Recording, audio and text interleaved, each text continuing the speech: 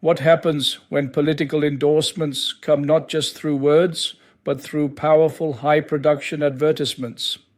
That's exactly what we're seeing ahead of the May 2025 elections, as Vice President Sara Duterte and Senator Padilla take center stage to endorse Senator Imee Marcos in her bid for re-election.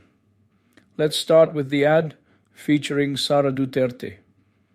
In just 31 seconds, it delivers a heavy dose of symbolism. Dressed in black beside Imee Marcos, the Vice President declares that the country is mourning. Mourning over hunger, injustice, and political oppression.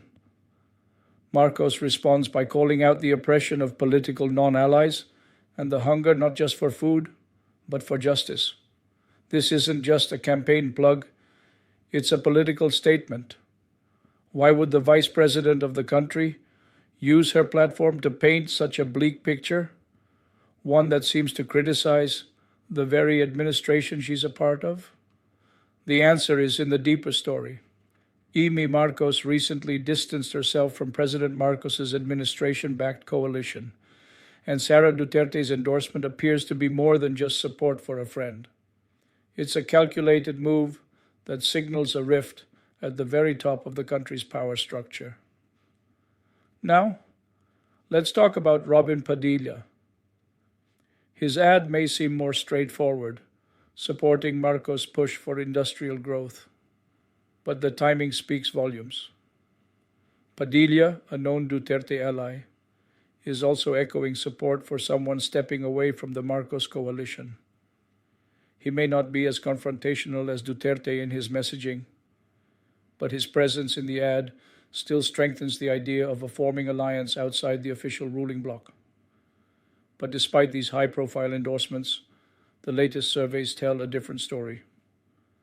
According to the most recent WR Numero and Pulse Asia polls, Senator Imee Marcos is no longer in the winning circle. Her voter preference has dropped significantly following her departure from the president's coalition.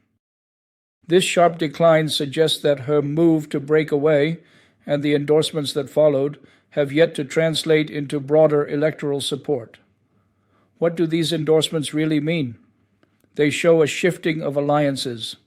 Sara Duterte and Padilla aren't just endorsing a senator.